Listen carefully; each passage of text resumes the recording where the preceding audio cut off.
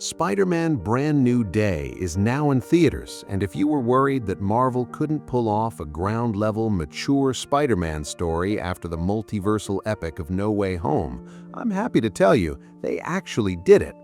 This is by far the most grounded, emotionally honest Spider-Man film in the MCU. It feels like the franchise finally took a deep breath and decided to let Peter Parker just be Peter Parker again. This will be a non-spoiler review, so I won't reveal key plot points, but I'll just talk about the film overall. Spider-Man Brand New Day picks up years after the events of No Way Home, with Peter Parker living in a world that no longer remembers who he is.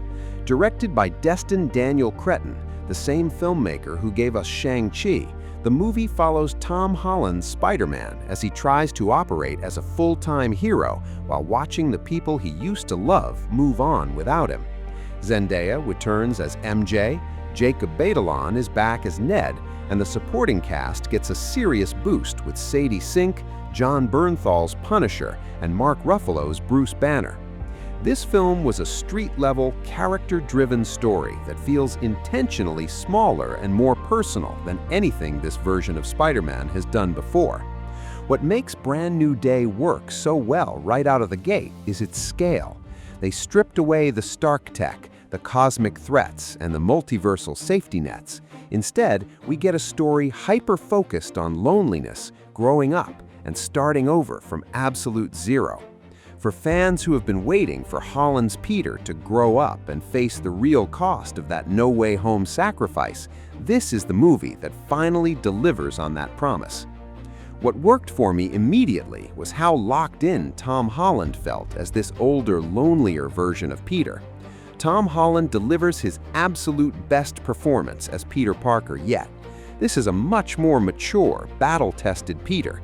You can see the weariness in his eyes, but also that relentless inner drive that defines the character. He isn't a kid in the MCU anymore. He's Spider-Man. There's a quiet exhaustion in the performance that I have never seen from him before, and it grounds every single scene. I found myself believing the isolation in a way that previous films only gestured at. There's a real weight to Peter's life here. He's navigating adulthood without a safety net, and you feel that isolation in every frame. The street-level, gritty vibe fits Spider-Man like a glove. It brings back that classic comic book feeling where every decision has personal, real-world consequences. Can we talk about his suit for a second? We saw the tease of his handmade suit at the end of No Way Home, but seeing it in full action here is a completely different story. I loved how practical and lived-in it feels. This is not another polished Stark Tech upgrade. It looks homemade, with actual fabric that wrinkles and folds when he moves, so you can actually see the human body underneath instead of a perfectly smooth CGI shell. The raised webbing and the classic red and blue balance feel like a deliberate love letter to Tobey Maguire and Andrew Garfield's designs, which makes total sense given what Peter went through in No Way Home. Jon Bernthal is an absolute force whenever he's on screen.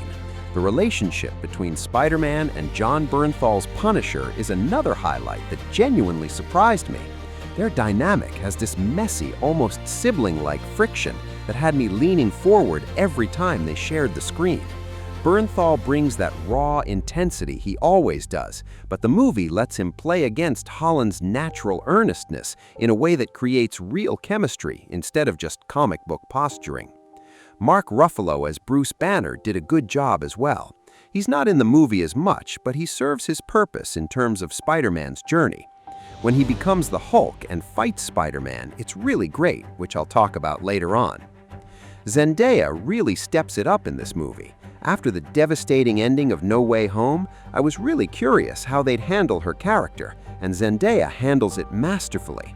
Without her memories of Peter Parker, there's this subtle, lingering chemistry between them that creates so much tension.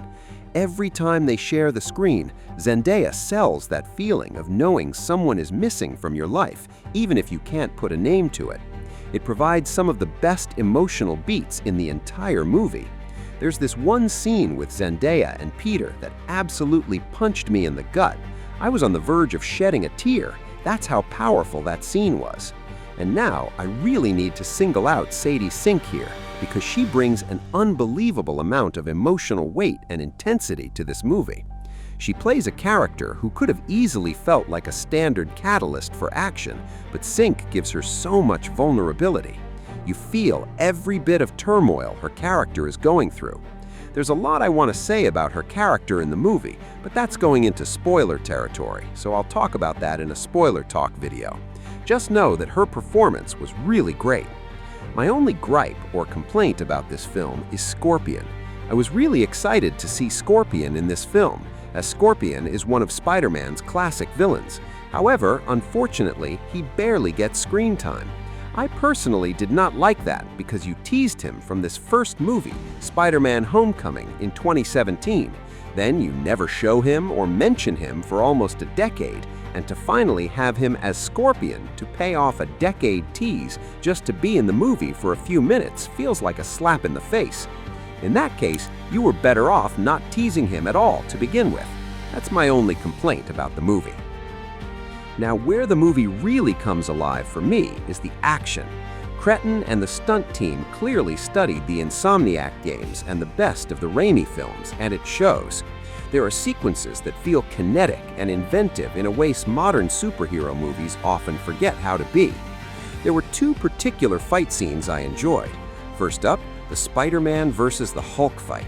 I won't break down how or why it happens, but seeing Spidey use pure speed, web ingenuity, and environment navigation against raw, unstoppable strength, pure spectacle.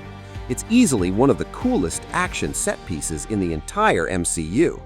The other fight I enjoyed was the Spider-Man versus the Hand fight. The fight choreography here is brutal and fluid. It's close quarters, fast, stealthy, and feels straight out of a Daredevil or classic street-level comic run. You really get to see Spidey's agility pushed to the limit against trained assassins. What I kept thinking about after the credits was how deliberately this movie treats the idea of identity and the cost of being forgotten. Peter has always been defined by the people around him, and Brand New Day forces him to exist without that safety net. The film is not subtle about it, but it does not need to be.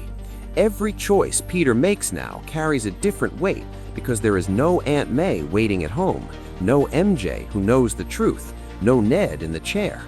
I found myself connecting that loneliness to the way the movie handles his evolving powers. There's a sense that the more he leans into being Spider-Man full-time, the more he risks losing the parts of himself that still feel human.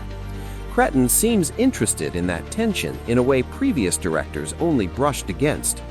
The quieter scenes of Peter navigating a city that no longer knows his name actually hit harder for me than some of the bigger set pieces because they make the spectacle feel earned. This is a movie that understands that the real drama of Spider-Man has always been the private life, not the public one. Whether it fully sticks the landing on every thematic thread is debatable, but the fact that it's even trying this hard after years of multiverse chaos feels refreshing. So on my cinema experience scale, where would I rate this film? I'm going to rate Spider-Man Brand New Day as a must experience. I had a really good time with this movie.